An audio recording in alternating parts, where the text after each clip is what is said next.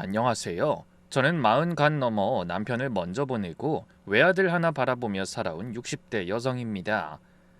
젊어서는 보험도 팔아보고 화장품 장사도 하며 힘들게 살았지만 알뜰하게 살며 부동산 투자를 잘한 덕에 이제 상가 몇 개 가지고 임대료 받으며 제법 편안한 노후를 보내고 있죠.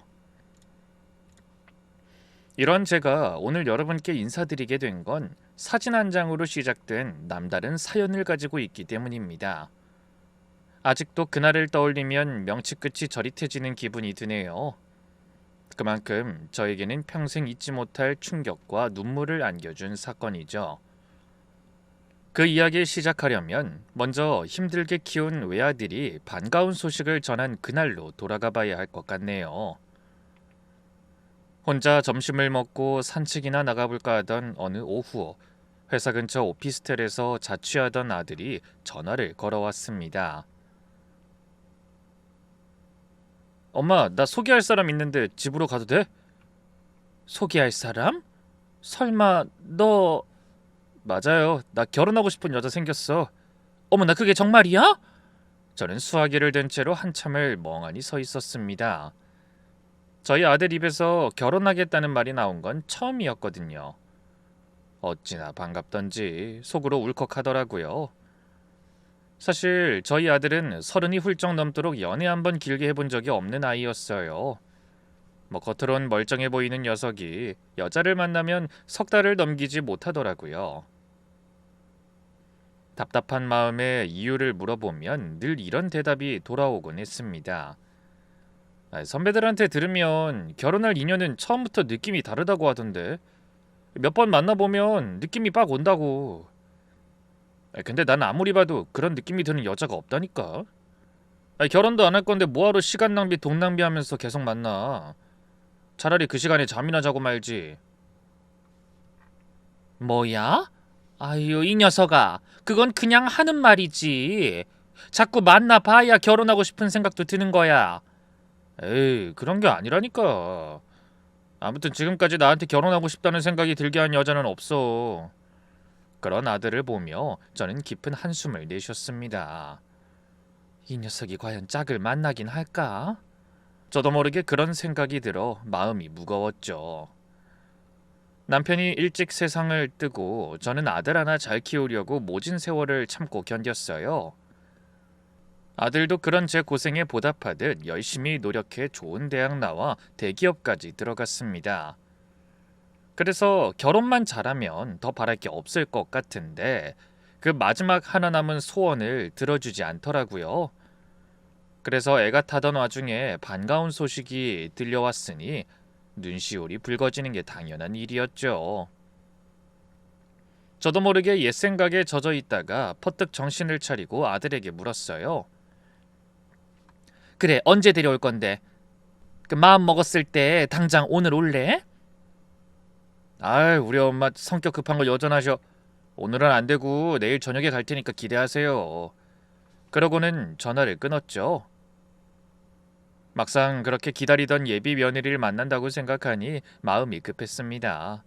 그래서 부랴부랴 시장에 나가 전복이며 한우 소갈비며 평소엔 자주 못 먹던 비싼 재료들만 골라 장바구니를 채웠네요. 그리고 집에 돌아와 들뜬 마음으로 집 구석구석을 쓸고 닦으며 손님 맞을 준비를 했어요. 다음 날 저녁, 드디어 아들이 또래 여자를 하나 데리고 저희 집 현관으로 들어섰습니다. 기대에 찬 마음으로 슬쩍 보니 얌전해 보이는 여자의 외모가 눈에 들어왔어요. 키는 아담하고 연한 베이지색 니트에 짙은 남색 치마를 단정하게 차려입고 있더군요.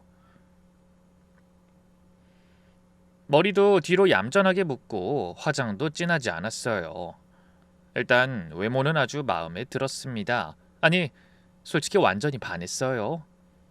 요즘 젊은 아가씨들 같지 않게 수수하고 정갈한 모습이 어찌나 마음에 들던지요. 게다가 태도도 참 얌전했어요.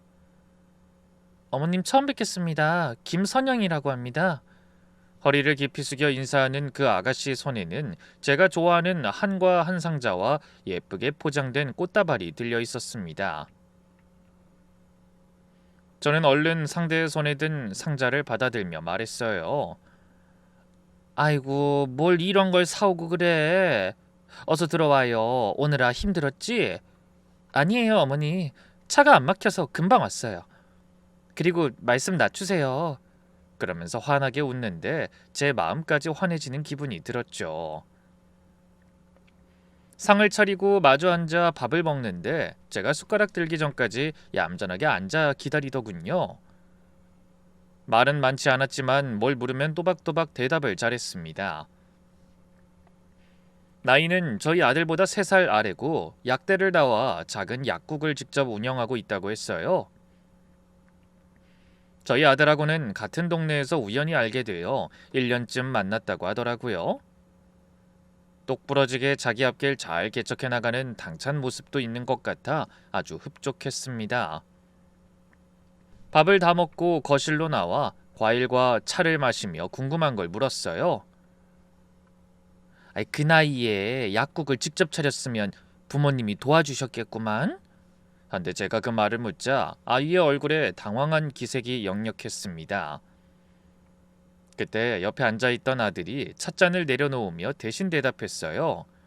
엄마, 선영이 부모님 2분 다 돌아가셨어. 그 말에 저는 포크로 사과를 찍으려다 말고 손을 멈췄습니다. 예비 며느리가 고개를 살짝 숙이는 게 눈에 들어왔어요. 부모님이? 아니, 언제? 고등학교 다닐 때 어머니 먼저 지병으로 돌아가셨고요. 대학 졸업 앞두고 아버지도 사고로 떠나셨어요. 그 말에 한숨이 절로 나왔습니다. 어린 나이에 양친을 다 잃은 아이라고는 생각할 수 없을 만큼 미소가 환하고 예뻤는데 너무 의외였죠. 저는 뭐라 위로의 말을 꺼내야 할지 몰라 망설이다가 조심스럽게 입을 열었어요. 네가 고생이 많았겠구나. 혼자 살리면 힘들었을 텐데. 부모님은 일찍 돌아가셨지만 아주 혼자는 아니었어요. 오빠가 한 명 있었거든요. 그래? 아유, 다행이구나. 그렇게 대답하고 보니 이상한 기분이 들었습니다. 오빠가 있다고 하는 게 아니라 있었다니. 왜 지난 일처럼 얘기하는지 의아했죠. 한데 그런 제 의문을 눈치챈 듯 아이가 다시 설명을 시작했어요. 부모님 돌아가시고는 오빠 하나 믿고 의지하면서 살았는데 몇 해 전에 오빠도 갑자기 사고로 떠났어요. 그래서 약국은 월급 열심히 모으고 대출도 받아서 차린 거예요. 그 말을 다 마치지도 못하고 예비 며느리의 눈가가 붉어졌습니다. 그 모습을 보니 마음이 짠해 탁자 위로 손을 뻗어 아이의 손을 잡으며 말했죠. 아이고 세상에, 어린 나이에 그 험한 일을 혼자 다 겪었으니 얼마나 힘들었니? 괜찮아요, 어머님. 다 지난 일인데요. 그러면서 눈물을 훔치더니 오히려 저를 안심시키듯 웃어 보였습니다. 그 모습에 더 울컥하더라고요. 제가 그동안 봐오던 요즘 젊은 아가씨들은 작은 일에도 엄살이 많고 부모 덕에 편하게 자라 세상 쓴맛을 모르는 경우가 많았거든요. 그런데 아들이 데려온 예비 며느리는 그 어린 나이에 부모 형제를 다 여의고도 혼자 힘으로 꿋꿋하게 살아가는 거잖아요. 그만큼 속이 참 단단한 아이라는 생각이 들더라고요. 그날 밤 저는 아들에게 전화를 걸어 다시 한번 확인하듯 물었습니다. 너 걔랑 진짜 결혼할 거니? 왜요? 혹시 엄마도 선영이가 고아라서 마음에 안 들어? 뭐야, 너 엄마를 그렇게 몰라?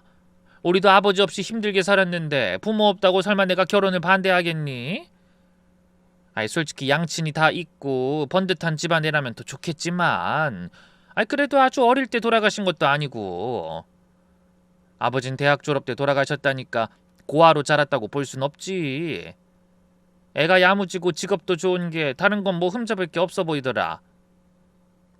그렇지 엄마? 역시 우리 엄마는 다른 욕심 많은 부모하고는 다를 줄 알았어. 난 진짜 선영이 아니면 결혼 안 할 거야. 내가 예전에 말한 거 잊지 않았지? 결혼할 사람은 느낌이 올 것 같다고 했잖아. 근데 선영이는 딱 처음 봤을 때부터 뭔가 다른 여자들하고는 다르더라고. 아들은 그 아이한테 푹 빠진 모양이었어요. 솔직히 딱 한 번 만났지만 저도 예비 며느리를 놓치고 싶지 않았습니다. 부모님 안 계신 것 말고는 거의 모든 게 완벽하다고 할 수 있을 만큼 마음에 들었거든요. 그래서 결혼을 허락하고 어색함 없이 저희 집에 드나들었습니다. 아이는 그때마다 빈손으로 오는 법이 없었어요. 과일을 사오거나 제가 좋아하는 견과류를 사오거나 어떤 날은 직접 구운 쿠키를 들고 오기도 했죠. 저도 혼자 사는 아이에게 반찬이며 김치며 바리바리 싸주는 재미에 빠져 지냈습니다. 빈손으로 오지 않는 아이를 저도 빈손으로 돌려보내지 않은 거예요. 선영아, 네가 지난번에 잘 먹길래 깻잎장아찌 새로 담갔다. 그 늦게 끝나더라도 끼니 거르지 말고 밑반찬하고 꼭 새끼 잘 챙겨 먹어라. 알겠지? 네, 어머니. 매번 감사해요. 드레스 입으려면 살 빼야 하는데 전 어머니 맛있는 반찬 먹느라 살이 쪄서 큰일이에요. 아서, 네가 어디 뺄 살이 있다고. 지금 이대로가 딱 보기 좋으니까 괜히 살 뺀답시고 몸 축나게 하지 말고 잘 챙겨 먹고 다녀라. 제가 그런 말을 하면 어느새 아이의 눈가가 촉촉해져 있는 게 보였죠. 전 그런 예비 며느리가 안쓰러워 머리를 쓰다듬어주며 속으로 다짐했어요. 이 애가 내 며느리가 되는 것도 다 하늘이 내려주신 인연이야. 내가 친정엄마 노릇 대신해주며 잘해줘야지. 그 후로 속전속결로 결혼 준비가 시작됐습니다. 상견례할 사돈이 없으니 복잡한 절차도 필요 없고 달리 결혼식에 모실 친척도 많지 않다고 해서 식도 조촐하게 치르기로 했죠. 저도 요란스러운 결혼을 선호하는 사람이 아니라 불만은 없었습니다. 식장도 아담한 걸로 잡고 신혼여행도 가까운 곳으로 가고 싶다며 일본으로 잡았어요. 저는 모든 걸 아이들에게 맞춰주며 편하게 결혼 준비하도록 놔뒀죠. 어차피 아이들이 하는 결혼이지 제가 하는 건 아니라고 생각해 참견하지 않으려고 노력한 겁니다. 신혼집은 두 아이의 직장이 가까운 곳으로 알아서 알아본다고 했어요. 저희 아들도 대기업 다닌 지 오래됐고 며느리도 벌이가 좋으니 제가 도와주지 않아도 큰 어려움은 없는 것 같더라고요. 그러던 어느 날 아들이 예쁘게 인쇄된 청첩장을 들고 집으로 왔습니다. 그 하얀 봉투를 열어보며 저 혼자 눈시울을 붉혔어요. 아주 예쁘게 잘 만들었구나. 어디 돌려야 하나? 친척들하고 엄마 여고 동창은 불러야겠지? 그러면서 손으로 청첩장 돌릴 사람들을 꼽아봤습니다. 그런 과정 하나조차 너무나 행복했죠. 그리고 일주일 후 주말, 저는 점심시간에 맞춰 시내 한정식집으로 친구 몇 명을 불렀어요. 여고 시절부터 40년이 넘는 세월을 제 곁에서 함께 울고 웃어준 친구들이었죠. 저희 남편 장례식 때도 제일 먼저 달려와준 친구들이고 제가 혼자 아이를 키우던 시절 힘들 때마다 여러 가지로 도움을 많이 준 고마운 동창들이었어요. 저는 친구들 앞에서 활짝 웃으며 자랑스럽게 말했습니다. 얘들아, 우리 아들도 드디어 장가 간다. 청첩장 받아라. 그러면서 청첩장을 식탁 위에 주르륵 펼쳐놓자 친구들이 일제히 환호하며 박수를 쳤어요. 어머나 세상에, 왜 갑자기 밥을 사준다고 하나 했더니 드디어 너도 아들 결혼시키는구나. 축하해. 그러게, 네가 얼마나 기다렸니? 그래, 며느리들 아가씨는 뭐하는 애야? 그렇게 저마다 한마디씩 하며 호들갑을 떨었습니다. 저는 천천히 친구들의 궁금증을 하나씩 풀어줬어요. 직업은 약사고 요즘 애들 같지 않게 참해. 뭐 하나 마음에 안 드는 구석이 없다니까. 어머나, 얘 벌써 며느리한테 푹 빠졌네. 야, 적당히 해. 그러다가 나중에 투닥거리면 배신감 느낀다. 친구가 입술을 삐죽거리며 하는 말에 저는 살짝 눈을 흘기며 대답했어요. 아이, 자기들끼리 잘 살면 그만이지 나랑 투닥거릴 일이 뭐가 있니? 아유, 나중에도 그 말 할 수 있는지 어디 보자. 사는 게 그런 게 아니야. 나중에 친정 문제랑 애 문제랑 속 썩을 게 어디 한두 개인 줄 아니? 참, 사돈은 뭐 하는 사람이니? 그 말에 제가 멈칫하며 한숨을 쉬었더니 친구들도 잠깐 웃음을 멈추고 저를 바라봤습니다. 그게 양친 다 일찍 돌아가셨어. 오빠도 하나 있었는데 먼저 떠났다더라. 근데 혼자 힘으로 약국도 차리고 제 앞가림 잘하고 살아온 것 같아.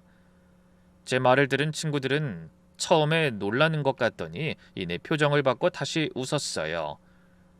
어머, 그래? 애가 참 야무진가 보네. 그러게. 뭐 사실 요즘 양친 부모 다 있고 부족함 없이 자라도 되먹지 못한 애들 많잖아. 그런 애들보다야 혼자서도 잘 살아온 애가 생활력도 강하고 좋지. 그럼 직업도 약사면 더 바랄 게 없지. 뭐 친정 부모님만 계시니 시부모한테도 더 잘할 거고. 역시 제 친구들은 참 마음이 곱고 좋은 애들이었어요. 괜히 예비 며느리 우습게 보고 제 속을 뒤집지도 않고 오히려 칭찬하기 바빴거든요. 그런데 그때 한 친구가 웃으며 이런 말을 꺼냈습니다. 근데 얼굴은 예쁘니? 사진 좀 보여줘봐, 사진. 돌부처 같은 너희 아들 마음을 어떻게 휘어잡았는지 너무 궁금하다.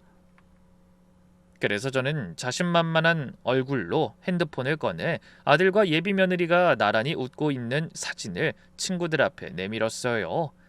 아들 옆에 얌전히 앉아있는 선영이 모습을 보고 친구들이 감탄을 했습니다. 어머, 얼굴도 곱다. 인상이 참 순하네. 요즘 아가씨 같지 않게 참하게 생겼다 얘. 너 며느리 자랑할 만하다. 공부도 잘한 것 같은데 얼굴도 예쁘네. 그런 친구들 앞에서 전 어깨가 으쓱해졌어요. 남편 없이 아들 하나 키우며 고생한 세월이 드디어 보상받는 기분이랄까요? 저는 푸짐하게 차려진 상차림을 앞에 두고 친구들한테 예비 며느리가 얼마나 참한 사람인지, 얼마나 예의 바르고 속이 단단한 아이인지 실컷 자랑을 늘어놨습니다. 그러다 문득 가슴 한쪽이 따뜻해지는 걸 느꼈어요. 40년을 붙어 지낸 친구들과 경사를 앞에 두고 함께 기쁨을 나눌 수 있다는 게 얼마나 감사한지 모르겠더라고요. 그래서 한껏 기분이 좋아 한마디 했습니다. 오늘 내가 쏜다고 한 거 잊지 않았지? 다들 많이 먹고 막걸리도 한 잔씩 드래. 저는 막걸리를 시켜 친구들 잔에 하나하나 따라주며 식장에 꼭 오라고 당부했어요. 평소에는 술을 거의 안 하지만 그날만큼은 기분이 너무 좋아 저도 한 잔을 받아 입술을 죽였습니다. 입안 가득 퍼지는 그 쌉쌀한 맛이 그날만은 이상하게 달게 느껴지더군요. 그런데 그때 유독 조용히 앉아있던 친구 하나가 갑자기 어두운 얼굴로 입을 열었어요. 여고 시절 제 짝꿍이었고 어려운 형편에도 방송통신대학교에서 유아교육학을 공부해 동네에서 어린이집을 운영하고 있는 친구였습니다. 평소엔 누구보다 웃음이 많고 장난스러운 애였는데 그날따라 얼굴이 유독 굳어있더라고요. 저는 술잔을 내려놓으며 물었습니다. 민수가, 너 표정이 왜 그렇게 어두워? 무슨 일 있어? 그런 제 말에 친구가 한참을 망설이더니 결심한 듯 손을 내밀며 말했어요. 그게 아니라 저기 아까 네가 보여준 사진 다시 한 번만 보여줘봐. 사진? 우리 선영이 사진? 저를 보며 친구가 고개를 끄덕이더군요. 그래서 저는 얼른 핸드폰을 다시 꺼내 예비 며느리의 사진을 화면에 띄워줬습니다. 민숙이는 심각한 표정으로 그 사진을 들여다보다 갑자기 두 손으로 입을 막고 눈을 감으며 깊은 한숨을 쉬었어요. 그러고는 자기 가방에서 핸드폰을 꺼내 말없이 뭔가를 찾기 시작했습니다. 뭐가 그렇게 급한지 손가락 끝이 살짝 떨리기까지 했어요. 한동안 말없이 핸드폰만 들여다보던 친구가 이윽고 손을 멈추고 고개를 들어 저를 바라보며 깜짝 놀랄 말을 건넸습니다. 야, 너 결혼식장 위약금 얼마야? 얼른 너희 아들한테 전화해봐. 뜬금없는 친구의 말에 그 자리에 있던 모든 사람이 눈을 동그랗게 떴어요. 물론 제가 가장 놀라서 인상을 쓰며 물었죠. 뭐? 갑자기 그게 무슨 소리야? 위약금이라니. 그게 지금이라도 이 결혼식 물리는 게 좋겠다. 아니 빨리 물려야 해. 저는 귀를 의심했습니다. 조금 전까지 아들의 결혼을 축하해주던 친구가 갑자기 결혼을 물리라니. 무슨 말도 안 되는 소리인가 싶었죠. 다른 친구들도 일제히 황당한 얼굴로 민숙이를 쳐다보며 한마디씩 했어요. 얘 지금 뭐라는 거야? 아이, 축하해주다 말고 왜 갑자기 그런 소리를 해? 그러게. 술 한 잔에 벌써 취한 거야? 친구들이 저마다 그 친구를 나무랐지만 정작 민숙이는 그런 말이 하나도 귀에 들어오지 않는 듯 꼼짝도 하지 않고 제 얼굴을 똑바로 바라보면서 같은 말을 반복하더군요. 얘 농담 아니야. 내 평생에 이렇게 진지한 적 몇 번 없었어. 내 말 들어. 당장 결혼 물리라니까. 그 목소리가 너무 비장하게 들려서 등줄기에 소름이 쫙 끼쳤습니다. 그러더니 자기 핸드폰을 제 앞으로 쓱 밀어 내밀며 말했어요. 이 사진 한번 봐. 지난번에 우리 어린이집에서 한 가족 체육대회 사진이야. 저는 어리둥절한 채로 친구가 내민 핸드폰의 화면을 들여다봤습니다. 조그만 아이들이 운동장에서 뛰노는 사진이었는데 그 사진 한가운데 한 여자가 아이를 품에 꼭 끌어안고 활짝 웃고 있더라고요. 대여섯쯤 되어 보이는 여자아이가 엄마 품에 안긴 채 햇살을 받으며 깨르르 웃고 있었어요. 그런데 그 아이를 안고 있는 여자의 얼굴이 틀림없는 제 예비 며느리 선영이었습니다. 믿기지 않아 다시 눈을 비비고 봐도 마찬가지였죠. 갑자기 숨이 턱 막히는 기분이라 손에 들고 있던 막걸리 잔을 내려놓지도 못한 채 화면만 뚫어져라 쳐다봤습니다. 혹시 닮은 사람인가? 혹시 내가 잘못 보고 있는 건가 싶어 손가락으로 화면을 2번, 3번 확대해봤네요. 그런데 확대하면 확대할수록 그 얼굴이 제가 아는 선영이라는 사실만 더 확실해지더군요. 왼쪽 눈썹 끝에 있는 점까지 똑같았습니다. 아이를 아는 예비 며느리의 몸짓이 너무 자연스럽고 아이의 얼굴도 편안해 보여 한눈에 봐도 두 사람이 친밀한 사이라는 걸 알 수 있었어요. 저는 마른 침을 꿀꺽 삼키며 물었습니다. 이건 선영이잖아. 근데 이 애는 누구지? 아는 앤가? 그러자 민숙이가 한숨을 푹 내쉬고 제 눈을 똑바로 바라보며 말했어요. 얘는 우리 어린이집에 다니는 현지라는 원생이고 같이 있는 건 그의 엄마야. 벌써 2년 가까이 다녔어. 저는 눈앞이 아득해지는 걸 느끼며 간신히 물었습니다. 2년이나? 그래. 애가 지금 5살인데 3살 때 처음 등록했으니까. 현지 엄마, 우리 원에서 모르는 사람이 없어. 어린이집 행사 있을 때마다 제일 먼저 달려와서 봉사하는 엄마거든. 동네에서 멀지 않은 곳에서 약국한다고 들었어. 그리고 이건 개인정보라 원장인 내 입으로 말하긴 좀 그런데 사실 얘는 아빠 없이 엄마가 혼자 키우는 애야. 그 말을 듣는 순간 온몸에 피가 거꾸로 솟는 것 같았습니다. 머리가 핑 돌고 손끝이 차가워지는 게 느껴졌죠. 옆에 있던 다른 친구들이 눈치를 보며 조심스럽게 민숙이를 말렸습니다.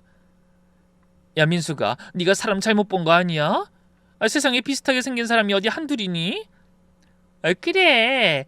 얘 그 괜한 소리 말고 술이나 마셔. 새 신부가 왜 애를 데리고 체육대회에 가? 친구들이 애를 쓰며 분위기를 바꿔보려 했지만 이미 제 귀에는 그 말이 하나도 들어오지 않았어요. 하지만 민숙이는 대화를 그만둘 생각이 없는지 고개를 저으며 단호하게 말했습니다. 아니야. 내가 2년 넘게 거의 매일 얼굴 본 사람인데 못 알아볼 리가 있겠니? 난 원생들 등원, 하원할 때마다 문 앞에 나가서 부모들한테 인사한단 말이야. 그 말에 저는 더 이상 아무 말도 못하고 멍하니 앉아 있었습니다. 심장이 쿵쿵 뛰고 귓가에서 윙윙 소리가 들리는 것 같았어요. 친구들이 저를 걱정스럽게 쳐다보며 어떻게든 분위기를 수습하려 했지만 제 머릿속은 이미 백지가 된 상태였습니다. 우리 선영이가 애 엄마라고? 그것도 5살이나 먹은 애가 있다는 거야? 민숙이는 틀림없다며 단호하게 말했지만 전 그 말을 믿을 수도 믿고 싶지도 않았어요. 친구의 말이 사실이라면 선영이가 저희 집에 그렇게 자주 드나들고 저한테 친정엄마처럼 의지하는 척하면서 자기가 애엄마라는 사실을 꽁꽁 숨겨온 거잖아요. 그런 생각을 하자 속에서 울컥하고 분노가 치밀어 올랐습니다. 결국 저는 서둘러 가방을 들고 자리에서 일어서며 말했어요. 얘들아, 미안한데 오늘은 내가 먼저 일어나야겠다. 계산은 내가 할 테니까 너희는 천천히 더 먹고 가. 미안해. 예, 너무 흥분하지 말고 조심해서 가. 그래, 아무리 민석이가 자주 봤다곤 해도 어쨌든 사진이니까 아닐 수도 있어. 친구들은 흥분한 제가 걱정되는지 불안한 얼굴로 말했습니다. 그 중에서 민숙이의 표정이 제일 어두웠죠. 나도 제발 잘못 본 거였으면 좋겠어. 근데 만약 내가 제대로 본 게 맞는 거라면 반드시 확인해보고 넘어가야 할 일이잖니. 결과가 어떻게 됐는지 나한테도 꼭 말해줘. 알았지? 저는 넋이 나간 채 친구를 향해 고개를 끄덕이고 얼른 그 자리를 벗어났습니다. 그리고 부랴부랴 택시를 잡아타고 뒷좌석에 몸을 구겨 넣었어요. 창밖으로 눈부신 햇살이 쏟아졌지만 제 눈에는 하나도 들어오지 않더군요. 조금 전까지 달디달게 느껴지던 막걸리의 뒷맛이 혀끝에서 씁쓸하게 맴돌고 손에 쥐고 있던 청첩장 봉투가 그렇게 무거울 수가 없었습니다.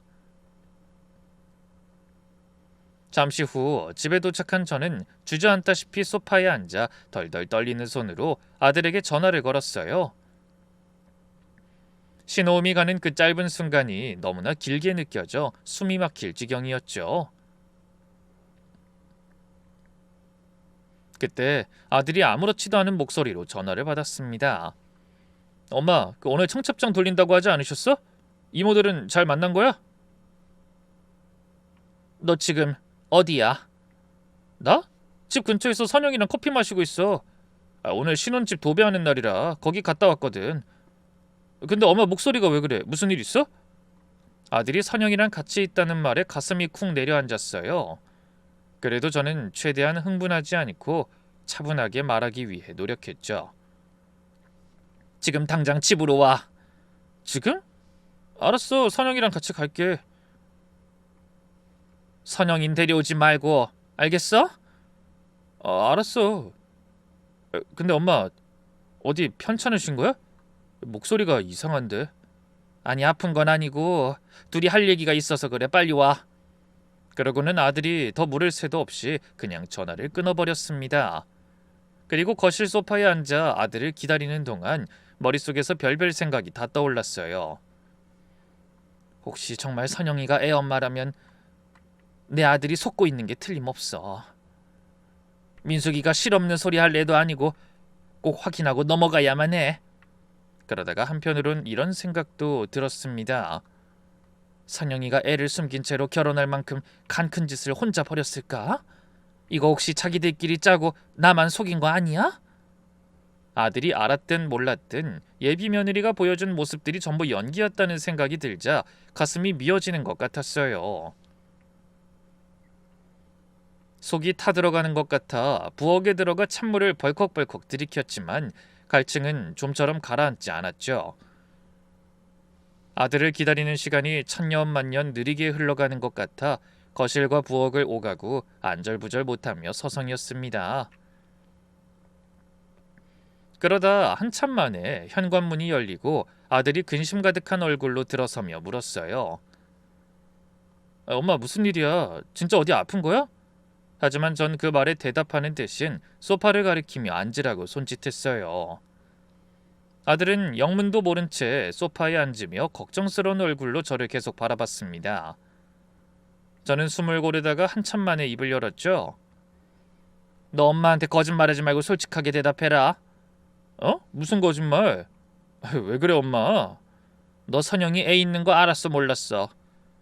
제 단도직입적인 질문에 아들의 얼굴이 순식간에 사색이 되었습니다.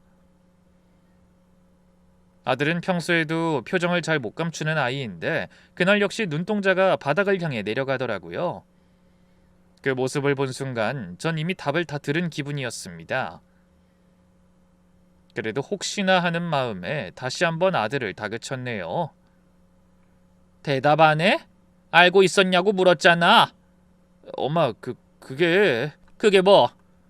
애 얘기를 꺼내도 놀라지 않는 걸 보니 이미 알고 있던 거구나. 엄마 보고 솔직하게 말해. 엄마, 내 얘기 먼저 좀 들어봐요. 너 어미 숨 넘어가는 거 보고 싶어? 다른 말할 필요 없고 맞다 아니다부터 말하라고. 네 입으로 꼭 확인해 봐야겠어. 어찌나 화가 나는지 제 목소리가 온 집안에 쩌렁쩌렁 울릴 만큼 커졌습니다. 아들은 고개를 푹 숙인 채 한참 입을 떼지 못했어요. 그러다가 기어들어가는 목소리로 간신히 입을 열더군요. 난 알고 있었어. 아들의 그 한마디에 온몸에 힘이 쭉 빠져나가는 기분이었습니다. 소파 등받이에 몸을 기대지 않으면 그대로 주저앉을 것 같더라고요. 헌데 뭐 저야 놀라든 말든 아들은 어떻게든 변명하려는 듯 주저리 떠들기 시작했습니다. 엄마, 그 선영이한테도 사정이 있었어. 사정? 무슨 사정? 5살이나 먹은 애를 숨기고 결혼까지 하려고 한 여자한테 무슨 사정이 있어? 엄마, 내가 다 설명할 수 있어. 선영인 절대 엄마를 속이려던 게 아닌데. 속인 게 아니면 뭔데? 지금 결혼 날짜 다 잡고 청첩장까지 나왔어. 근데 이런 엄청난 일을 한마디도 하지 않고 뻔뻔하게 세상에 둘도 없을 참한 여자처럼 굴어? 그래놓고 무슨 사정 타령이야? 너도 제정신이 아닌 게 분명해. 이런 일을 언제까지 숨기려고 한 거야? 아들은 아무 대꾸도 못한 채 고개를 다시 떨구더군요. 저는 숨을 몰아쉬며 한참을 앉아있다가 이를 악물고 다시 물었습니다. 넌 언제부터 알고 있었어? 처음부터.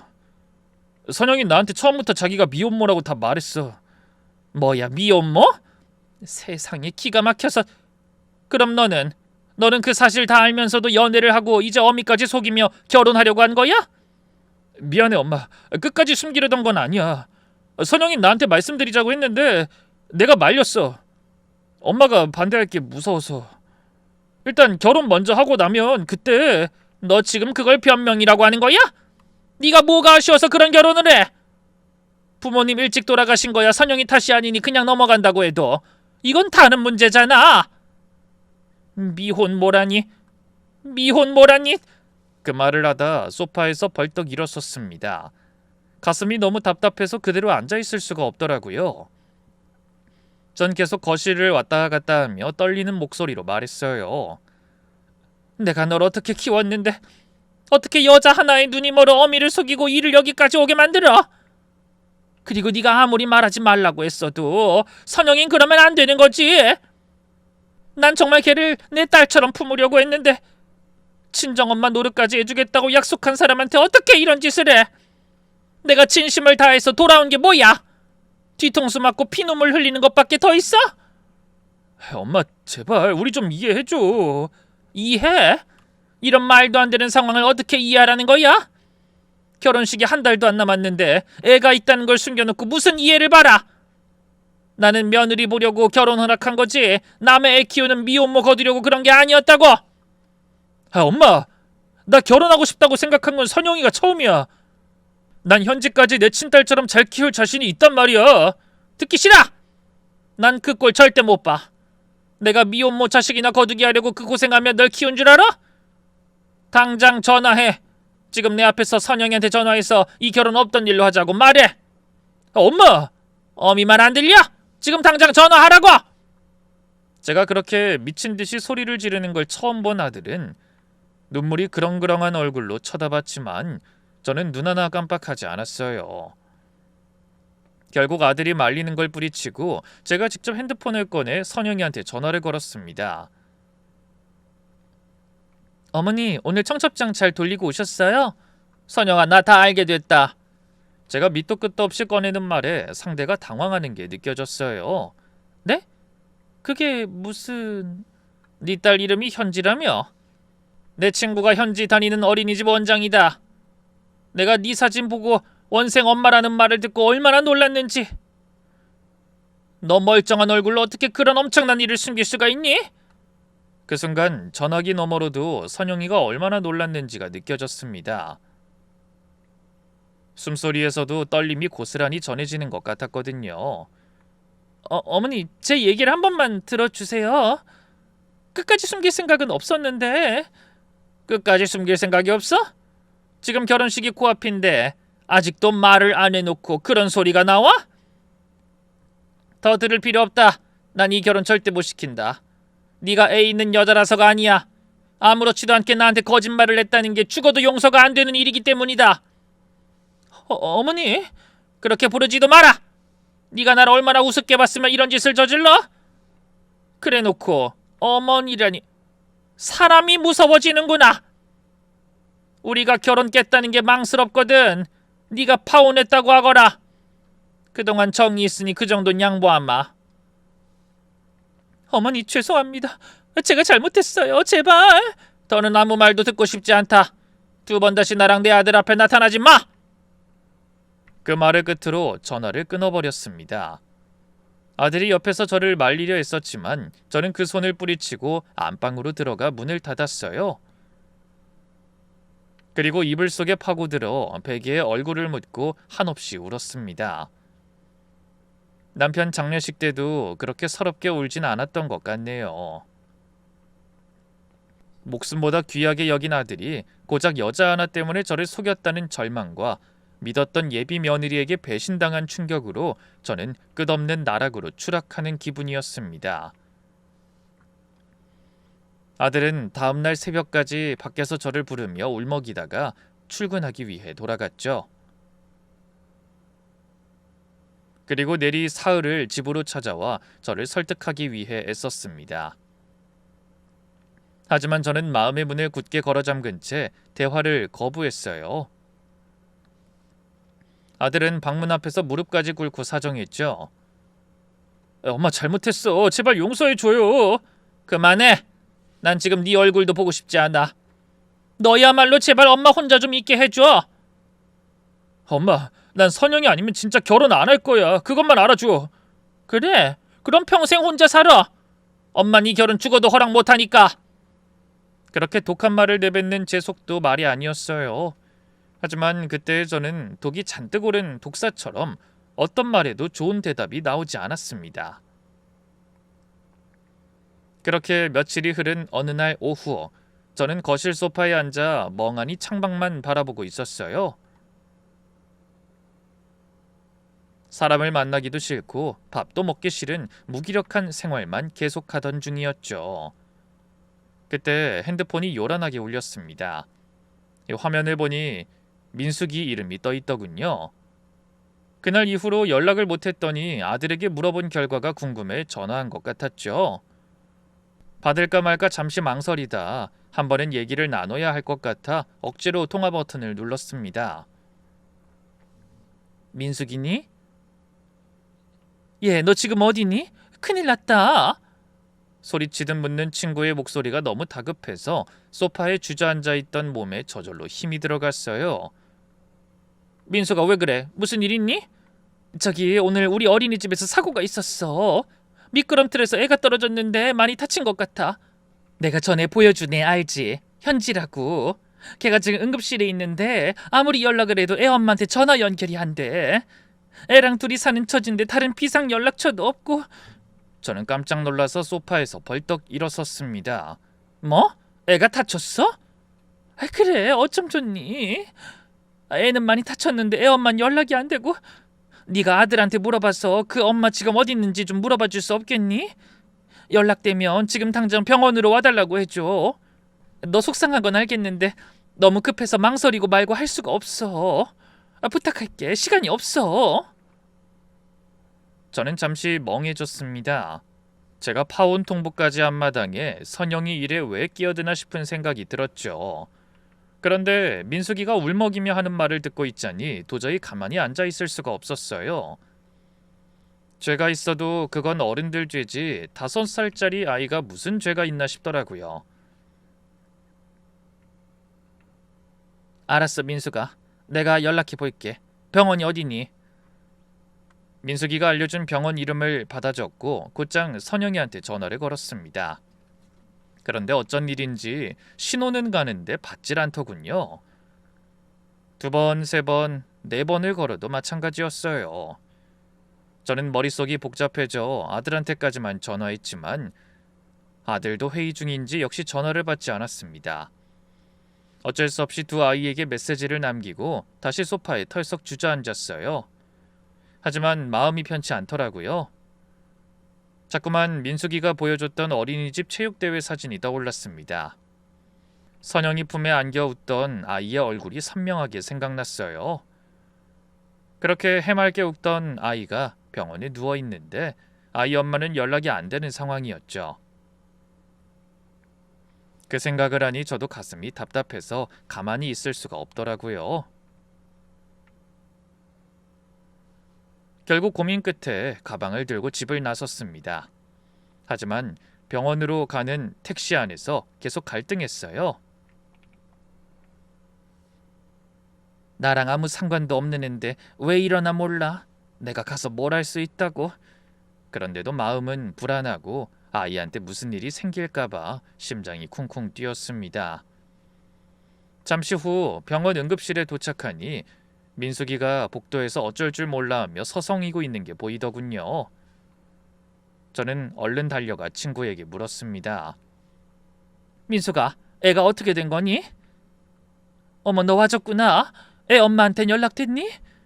근심 어린 친구의 말에 전 고개를 저으며 대답했어요.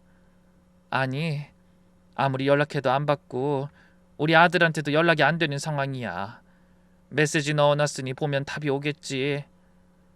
그나저나 애는? 제 말을 들은 민숙이는 한숨을 푹 쉬며 응급실 옆 의자에 미끄러지듯 주저앉았어요. 지금 안에서 처치받고 있어. 담임 선생님이 지키고 있고. 근데 민숙이가 얼굴을 일그러뜨리며 말끝을 흐리자 가슴이 철렁했습니다. 근데 왜? 똑바로 말해봐. 그때 응급실 안에서 의사 한 분이 간호사와 함께 빠르게 걸어 나왔어요. 민숙이가 얼른 그분을 붙잡으며 물었습니다. 선생님, 아이 보호자가 아직 연락이 안 돼요. 제가 어린이집 원장인데 어떤 상황인지. 아이가 복부 쪽 손상과 출혈이 심해서 수술이 필요한 상태입니다. 근데 혈액형이 RH-B형이에요. 굉장히 드문 혈액형이라 지금 혈액 재고가 충분치 않습니다. 보호자 중에 같은 혈액형인 분이 있을 테니 바로 협조 부탁드려야 해요. RH-B형이라는 말에 저와 민숙이는 숨을 멈췄습니다. 저도 나이 60 먹도록 주변에서 그 혈액형 가진 사람을 한 번도 본 적이 없었거든요. 민숙이는 떨리는 목소리로 되물었어요. 선생님, 그 혈액 못 구하면 어떻게 되는 건가요?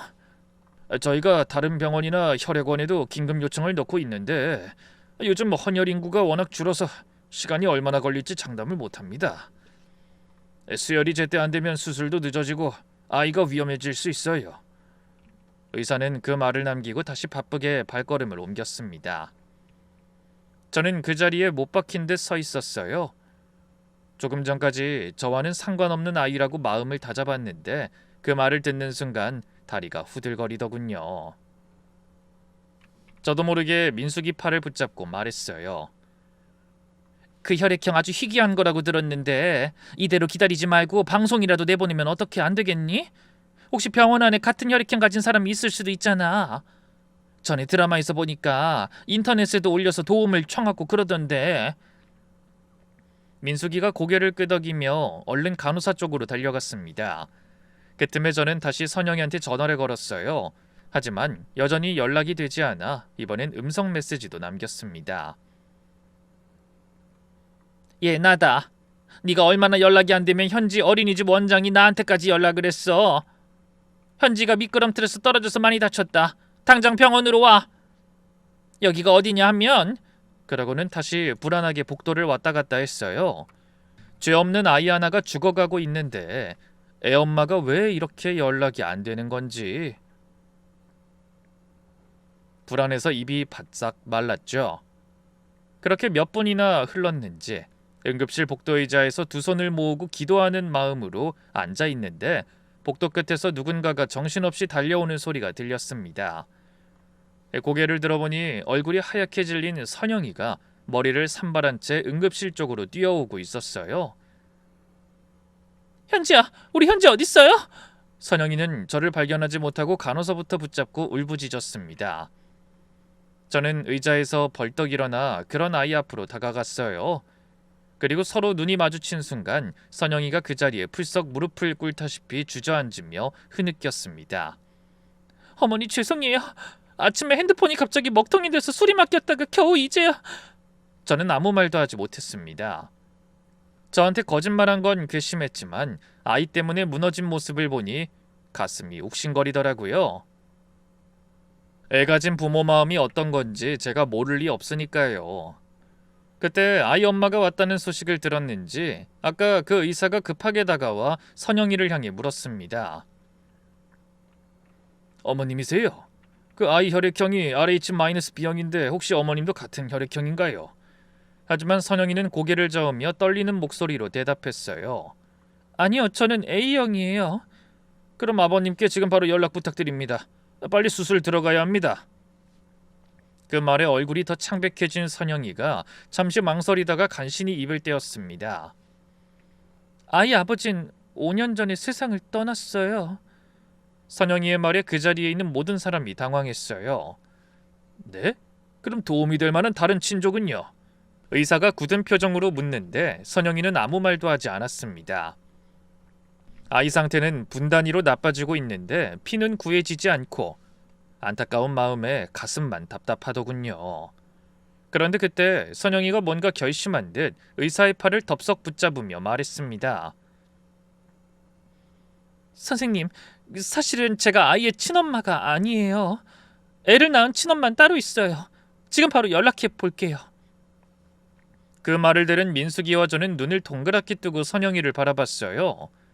아이를 낳은 친모가 따로 있다니 도대체 그게 무슨 말인지 금방 이해가 되지 않더라고요. 하지만 시간이 촉박해 아무것도 묻지 못하고 선영이가 급하게 어딘가로 전화 거는 모습만 말없이 지켜봤습니다. 선영이는 불안한 듯 손톱을 물어뜯으며 상대가 전화 받길 기다렸어요. 그러다 잠시 후 떨리는 목소리로 전화기에 대고 애원하듯 말했죠. 언니, 저 선영이에요. 지금 현지가 많이 다쳐서 병원에 있어요. 전에 언니 혈액형이 RH-B형이라고 들은 것 같은데 지금 그 피가 급하게 필요해요. 언니가 없으면 현지가 위험해요. 제발 도와줘요. 그때 전화기 너머로 상대가 하는 말이 제 귀에까지 들어왔습니다. 선영아, 미안해. 우리 남편은 현지 존재 자체를 몰라. 혹시나 거기 갔다가 들키기라도 하면 지금 내 가정이 다 무너져. 난 절대 못 가. 다른 방법 찾아봐. 그 말에 선영이가 절망적인 표정으로 울먹이며 매달렸어요. 언니 제발요. 딱 한 번만. 현지 이대로 잘못되면 어쩌라고요, 언니. 하지만 상대가 그냥 전화를 끊었는지 선영이가 복도 바닥에 풀썩 주저앉아 두 손으로 얼굴을 감싼 채 소리내어 울었습니다. 그 모습을 지켜보던 저는 홀린 듯 선영이의 손에서 전화기를 빼앗아 다시 같은 번호로 전화를 걸었어요. 무슨 사연이 있는진 몰라도 아이의 생모라는 사람이 어떻게 자기 딸이 죽어간다는 걸 듣고도 도와주지 않겠다고 하는지 이해가 안 되고 화가 나더라고요. 하지만 상대는 전화를 받지 않았고 전 혹시나 하는 마음으로 병원 이름과 위치를 문자 메시지로 보내놓고 선영이를 향해 소리쳤습니다. 선영아, 다른 방법은 없니? 이 여자 어디 사니? 우리 당장 찾아가자. 하지만 선영이는 눈물을 뚝뚝 흘리며 고개를 저었어요. 어디 사는지는 몰라요. 아무리 애 있는 거 숨기고 결혼했다고 해도 어떻게 이럴 수가 있는지. 저는 답답한 마음에 선영이를 붙들고 물었습니다. 이 여자가 도대체 누구냐? 애 친엄마라니. 현지를 네가 낳은 게 아니었어? 그런 제 물음에 선영이가 반쯤 넋이 나간 듯한 표정으로 눈물을 닦으며 깜짝 놀랄 말을 털어놨어요. 사실 현지는 죽은 저희 오빠의 아이예요. 뭐? 오빠의 아이라니? 그럼 현지가 네 조카라는 말이니? 네. 오빠가 결혼을 2달 앞두고 사고로 갑자기 떠났는데 그때 오빠 약혼녀가 이미 아기를 갖고 있었어요. 그래서 혼자 아이를 낳아 키우다가 2년 전에 저한테 아이를 맡기고 과거를 숨긴 채 결혼했어요. 저는 미혼이었지만 친족하라는 이유로 어렵게 입양 허가를 받았고 그때부터 제가 현지 엄마가 된 거예요. 뭐야? 아니 그럼 네가 미혼모가 아니라 친조카를 입양한 거란 말이야? 근데 왜 말을 하지 않은 거니? 아니 왜 네가 낳은 것처럼... 죄송해요. 전 현지가 버려진 아이라는 걸 아무도 모르게 키우고 싶었어요. 누군가 알게 된다면 나중에 현지 귀에도 그 얘기가 들어갈 것 같았거든요. 그래서 제가 나왔다고 했는데 동윤 오빠는 그래도 상관없다면서 현지를 자기 딸처럼 키워주겠다고 했어요. 전 그래도 어머니께 말씀드려야 한다고 했는데 오빠가 일단 결혼 허락부터 받자고 해서 정말 죄송해요. 생각지도 못한 말을 듣고 저는 얼음처럼 굳어져 선영이의 얼굴만 바라봤습니다. 미숙이도 놀랐는지 입을 막은 채 아무 말도 하지 못하더군요. 그런데 그때 응급실 복도 저쪽에서 모자를 푹 눌러 쓴 어떤 여자가 헐레벌떡 달려오는 게 보였어요. 선영이가 고개를 들고 그쪽을 쳐다보더니 숨을 훅 들이마시며 외쳤습니다. 언니! 그 여자였어요. 끝까지 못 온다고 딱 잘라 말했던 아이의 친엄마가 결국 피부치를 외면하지 못하고 바로 달려온 모양이었습니다. 제가 혹시나 하고 보낸 문자 메시지를 보고 병원에 찾아온 거죠. 여자는 선영이와 눈이 마주치자 고개를 푹 숙이더니 저희 쪽으로는 오지 않고 곧장 의사를 향해 걸어갔어요. 그리고 의료진과 함께 어딘가로 사라졌습니다. 간호사에게 물으니 여자가 아이를 위해 체열을 하고 있다고 하더군요. 그제야 눈물로 범벅이 된 선영이의 얼굴에 핏기가 조금 돌아오는 것 같았습니다. 저와 민숙이도 손을 맞잡고 눈물을 흘렸죠. 얼마 후 아이가 무사히 수술실로 들어간 뒤 모자를 더 깊게 눌러 쓴 여자가 선영이를 한번 바라보더니 아무 말 없이 그대로 돌아서서 병원을 빠져나가는 게 보였습니다. 선영이는 그 뒷모습을 바라보다 다시 전화를 걸어 조용히 말했어요. 언니 고마워요. 나 앞으로는 절대 언니 원망하지 않을게요. 현지는 내가 잘 키울 테니 편안한 마음으로 언니 인생 살아요. 곁에서 그 말을 듣던 저는 또 눈물이 나려는 걸 간신히 참았어요.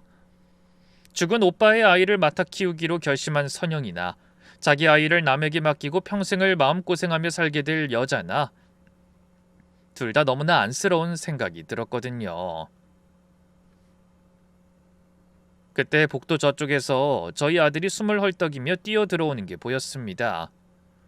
뒤늦게 메시지를 확인한 모양이더군요. 아들은 선영이를 보자마자 꼭 끌어안으며 등을 다독여줬고 선영이는 아들 품에 얼굴을 묻고 다시 한번 눈물을 쏟아냈습니다. 저는 그 두 사람의 모습을 바라보며 며칠간 단단히 세워졌던 마음의 벽이 천천히 허물어지는 걸 느꼈어요. 아들이 왜 선영이에게 푹 빠진 건지 그제야 좀 알 것 같았습니다. 자기 아이 낳기도 싫어하는 여자들이 넘치는 세상에 조카를 자식으로 맞아 스스로 부모가 되기를 자처한 예비 며느리, 그리고 그런 아이를 지켜주고 싶어하는 저희 아들, 둘 다 이 시대에 보기 드물게 선한 아이들이라는 생각이 들더라고요. 그렇게 한바탕 폭풍이 지나가고 얼마나 시간이 흘렀을까요? 수술실에 굳게 닫혔던 문이 스르륵 열리고 의사가 마스크를 내리며 저희 쪽으로 걸어오더군요. 수술은 잘 끝났습니다. 혈관 손상 부위도 잘 봉합했고요. 다행히 중요한 장기들은 무사해서 며칠 입원하면서 경과 지켜보시면 될 것 같습니다. 그 말을 듣는 순간 저희는 다리에 힘이 풀려 그 자리에 주저앉았습니다.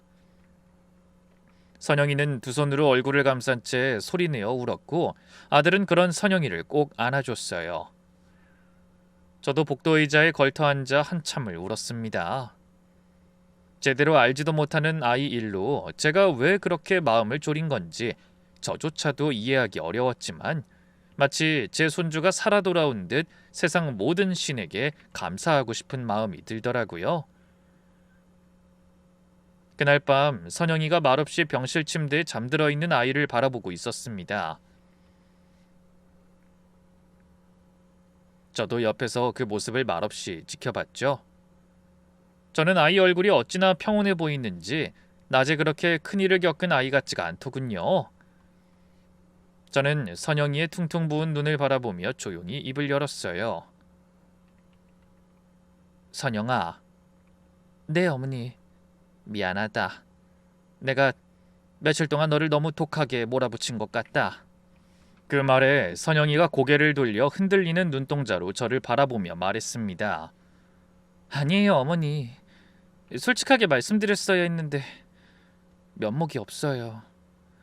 제가 정말 미우실 텐데 이렇게 현지를 위해서 같이 울어주신 것도 너무 감사하고요.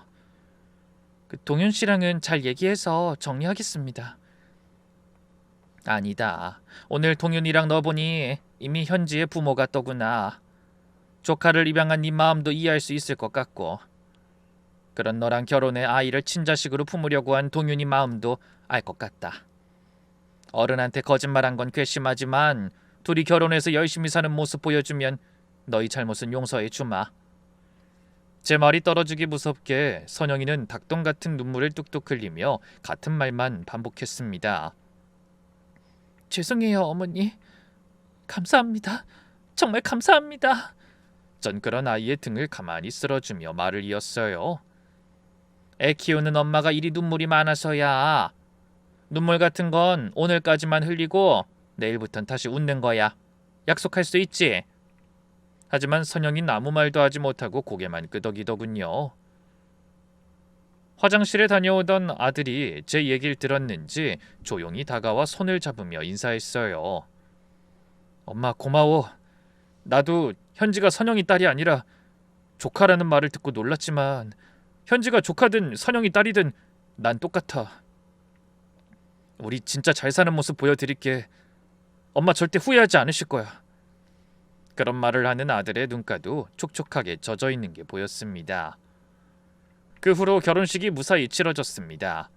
선영이는 웨딩드레스를 입고 꽃처럼 웃었고 아들은 그 옆에서 세상을 다 가진 사람 같은 얼굴로 서 있었어요.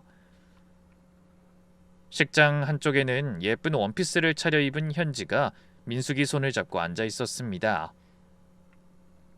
저는 혼주석에서 그 광경을 바라보며 감격에 겨운 눈물을 훔쳐냈죠. 그리고 5년이란 시간이 흘렀습니다. 현지는 이제 10살, 초등학교 3학년이 되어 건강하게 학교에 다니고 있어요. 여전히 자기 출생에 대한 비밀은 모르는 채 저를 친할머니라고 믿으며 애교를 부리는 귀여운 손녀랍니다. 선영이와 아들은 현지 아래로 딸을 하나 더 낳고 지금 셋째까지 임신한 상태입니다. 저는 능력 있는 며느리가 마음껏 일할 수 있도록 아이들 옆집으로 이사해 손주들을 봐주며 눈코 뜰 새 없이 바쁜 나날을 보내고 있죠. 가끔은 조용하게 혼자 살던 시절이 그립다는 생각이 들다가도 또 잠시라도 아이들의 제잘거리는 소리가 들리지 않으면 그렇게 허전할 수가 없답니다. 며느린 임신한 몸으로도 약국을 운영하면서 시어머니인 저까지 얼마나 살뜰하게 챙기는지 모릅니다. 약국에서 영양제며 비타민을 한아름 싸들고 오고 쉬는 날이면 아들한테 애들을 맡기고 저랑 둘이 시장도 가고 영화도 보러 가죠. 가끔 시장 상인들이 이런 말도 하더군요. 모녀 사이가 참 보기 좋네요. 그럼 며느리는 저에게 팔짱을 끼며 더욱 활짝 웃죠. 부디 여러분도 어렵게 이룬 저희 가족의 행복이 영원할 수 있도록 함께 기원해 주시겠어요? 그럼 이 사연을 귀 기울여 들어주신 구독자분들의 가정에도 넘치는 사랑과 건강이 함께하길 빌며 저는 이만 물러가겠습니다. 감사합니다.